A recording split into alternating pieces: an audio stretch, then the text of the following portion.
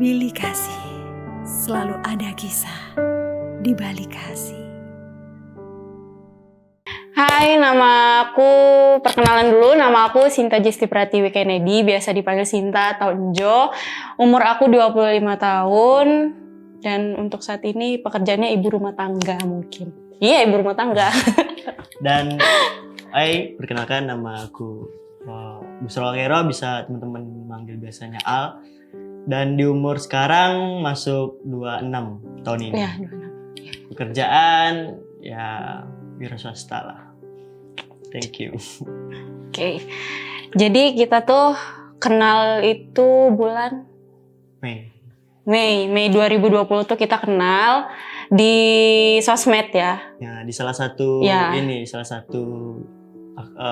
grup gondrong. Ya, grup gondrong. Karena aku suka gondrong, kebetulan aku juga masuk dalam grup itu gitu. Jadi ketemu jodohnya di situ. Kamu ngechat aku duluan kan waktu itu. Alhamdulillah lah ya. Iya, sosmed pembawa jodoh gitu, guys. Apa nih? Ya pertama melihat dia itu dari salah satu akun Instagram salah satu gondrong juga yang repost dia ada lagunya, dan ya pertama aku mikir ya dia ini unik lah orangnya, unik Okay. beda dari yang lain, cewek yang lain, dan ya dari sanalah pertama. Terus hafal akhirnya ketemu lagunya? di akun gondrong, di grup gondrong ketemunya gitu. Maling kan, tapi maling repostan itu kan. Iya. Tuh. Jadi ini nih, kita ada pertanyaan nih. Dari Bilik Kasih. Kayak selebgram ya. Oh iya. Kamu duluan yang ambil. Siap. Kamu Pertama, mengapa kalian memutuskan untuk menikah? Berarti aku dulu yang jawab. Ya, kamu duluan aja. Memutuskan untuk menikah pertama ya pastilah ibadah lah ya kan. Ibadah. Terus memutuskan gimana ke depannya jadi lebih baik lagi segala macam, terus dan ada yang ngerawatin juga walaupun sakit, ada temenin juga, senang dukanya bareng-bareng lah maunya. Mungkin dari aku Whitney. Kalau aku, mengapa kalian memutuskan untuk menikah itu, kalau dari aku karena memang benar kata dia, ibadah. Terus juga memang udah jodohnya, dan aku juga udah yakin sama dia kalau dia memang jodoh yang dikirim Tuhan untuk aku. Gitu. Jadi itu sih kalau menurut aku. Next. Aku ya. Apa yang kalian harapkan setelah menikah? Yang diharapkan setelah menikah yang pasti ya kedepannya lebih bagus. Terus yang diharapkan silaturahmi kayak keluarga tetap terjalin. Terus yang ketiga ya keturunan sangat diharapkan. Mungkin itu yang dari aku. Kalau aku, harapan setelah menikah itu menjadi pribadi yang lebih baik lagi. Karena sekarang itu sudah berdua, nggak sendiri lagi. Jadi dari pernikahan itu aku juga banyak belajar untuk ngurus suami. Karena dibilang anak mami juga enggak gitu. Jadi kalau di rumah itu apa yang aku mau kan memang serba ada gitu. Jadi kalau udah nikah kan mau harus ngurusin apa yang mau juga, intinya harus ngurusin gitu ke depannya. Next. Perihal tujuan hidup. Apakah tujuan hidup kalian dan apakah sesuai dengan tujuan hidup pasangan kalian? Tujuan hidup, mungkin di tujuan hidup aku ini gimana cara kayak memberi kebahagiaan juga sama orang lain, terus yang orang-orang di sekitar, dan sama ya ternyata kita ya. Ya intinya memberi kebahagiaan mungkin itu untuk orang sekitar, untuk keluarga, untuk kita berdua gitu, dan kita juga sama tujuan hidupnya itu sama, intinya untuk membahagiakan orang lain gitu guys. Ya. Oke, next question. Next. Ketika menikah, komitmen adalah salah satu hal yang sangat penting. Menurut kalian apa komitmen masing-masing kalian? Apa kamu duluan? Kamu duluan. Lah. Kamu lah. Iya, tadi udah. Ya kamu lah. Udah. Komitmennya apa ya? Apa komitmen kita? Apa? Ya apa? Sangat penting. Ya penting gitu guys. Ya intinya penting lah gitu. Komitmen itu sangat penting. Bisa ya gitu. Yang penting pasti ada komitmen, pasti ada. Ya. Komitmen dari kita pasti ada untuk kedepannya. Next. Ambil ya. Saat menikah tentunya kalian pasti sudah menerima kekurangan pasangan kalian. Coba ceritain kekurangan pasangan kalian yang sudah kalian terima. Tuh aku kan banyak kekurangan. Mungkin kekurangan dia yang udah aku terima, pertama bangunnya agak kesiangan dikit. Lebih bangunan aku. Kopi pagi sering aku yang bikin. Kopi pagi. Terus ya mungkin itu yang udah aku terima, kekurangannya dia segala macam, karena dia masih kayak anak manja segala macam, dan aku ngertiin itu. Dan intinya apa yang kekurangan sama dia mungkin udah kelebihan sama aku, dan mungkin sebaliknya. Dan apa yang kekurangan sama aku mungkin udah kelebihan juga sama dia. Saja. Kalau aku tuh kekurangan dia menurut aku bukan karena dia sudah menjadi pasangan aku, menurut aku dia kekurangannya itu nggak ada. Iya beneran nggak ada gitu. Cuma sempurna berarti.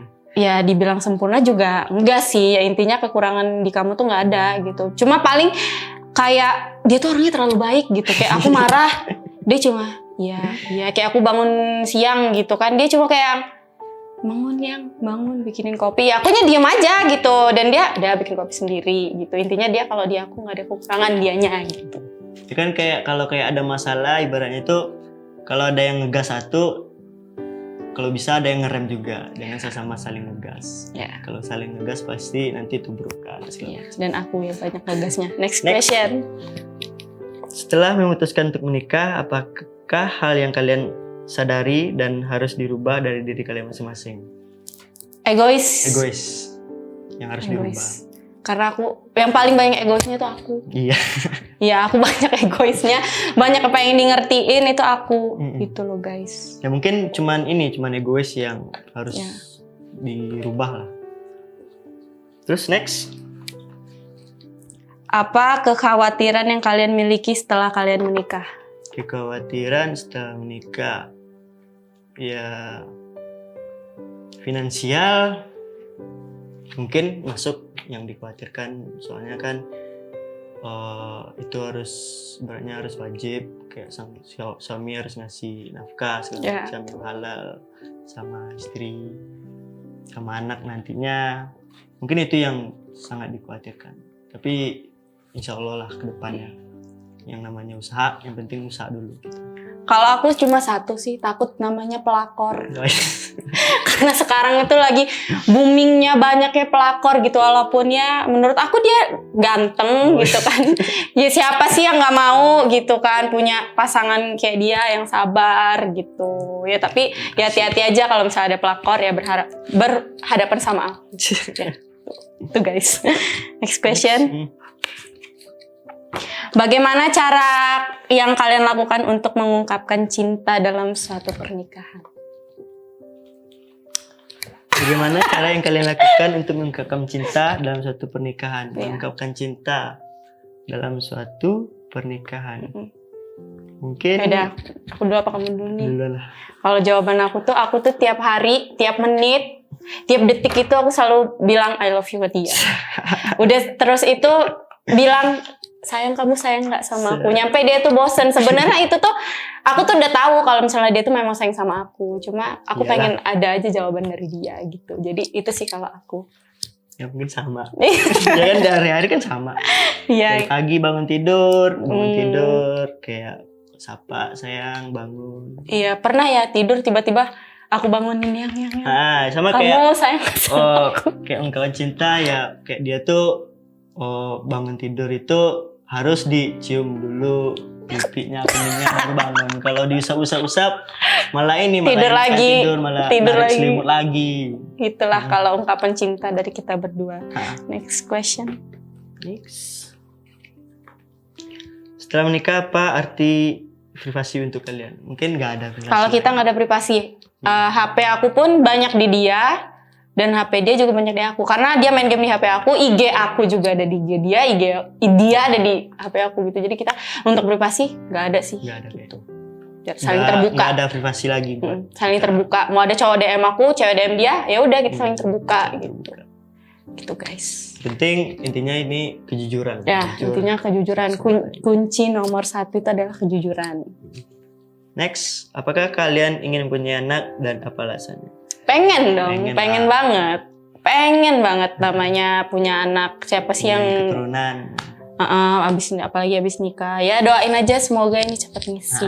Dan alasannya mungkin kalau laki mungkin keturunan ini nanti jadi Bisa digondrongin. juga dari kecil. Bisa digondrongin dari kecil karena emaknya suka alasannya, banget sama. Terus ya sama lah kayak gondrong. perempuan segala macam. Iya. Pokoknya kalau kayak udah ada punya anak kayaknya seru lah. Iya kayaknya lucu aja lagi, apalagi kalau lucu. misalnya anaknya tuh cewek gitu bisa didananin, tapi aku nggak mau ngedananin anak aku girly gitu, aku suka yang metal gitu. Tuh, next question. Next. Dalam parenting education, apa hal yang tidak ingin kalian lakukan terhadap anak? Seperti apa yang kalian didapatkan dari orang tua kalian? Mungkin yang tidak ingin dilakukan. Mungkin terlalu banyak larangan buat si anak. Ya. Terus saling terus kayak membatasi lah. Membatasi terlalu banyak batas buat si anak. Jadi kayak ya kalau aku sih kalau dia mau kayak bebas ya udah bebas, tapi sewajarnya nanti. Bebas terarah. terarah tapi. gitu. Dan Bebas boleh. aku juga kalau nantinya punya anak itu nggak mau yang kayak mengekang gitu, karena aku ngerasa gitu, aku juga selama aku hidup ini orang tua tuh nggak pernah ngekang, mereka ngasih aku kebebasan, tapi kebebasan itu terarah. Dan dari kebebasan tersebut kita sebagai anak itu punya tanggung jawab.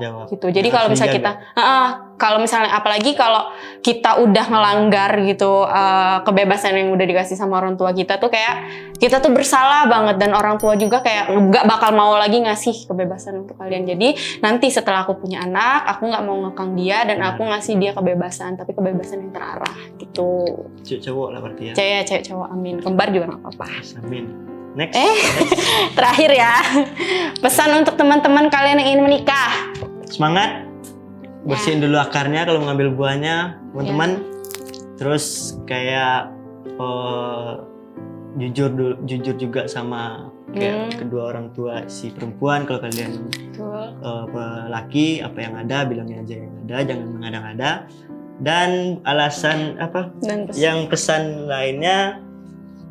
Ya buat yang virtual mungkin semangat aja, semangat di kota virtualnya juga, semoga langgeng terus. Mungkin ada ya sama gitu. Intinya tuh siap mental gitu loh, karena nggak menikah itu nggak seenak, nggak gampang, nggak yang kayak di sinetron. Soalnya kan sebelum nikah ini banyak tuh kayak cobaan yang dilewati dari finansial, perubahan pikiran, mood juga sama lain.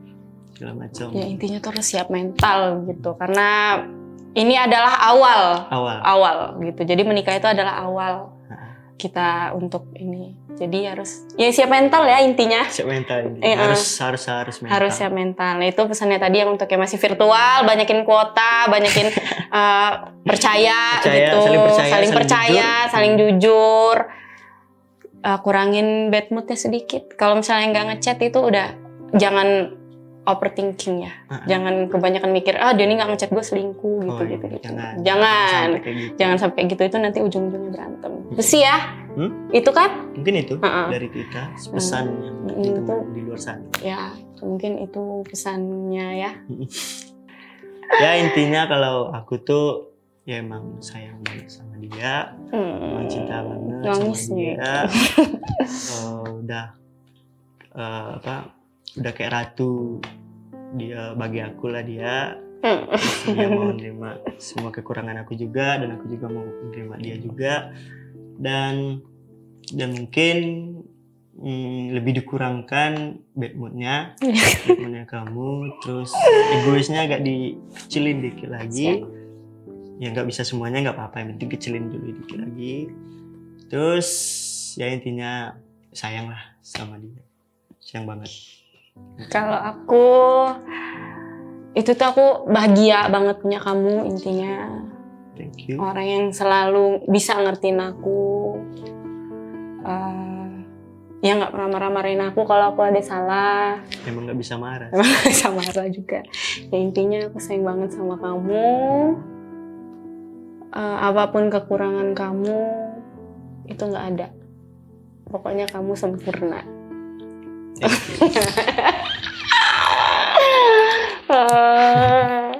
Thank you.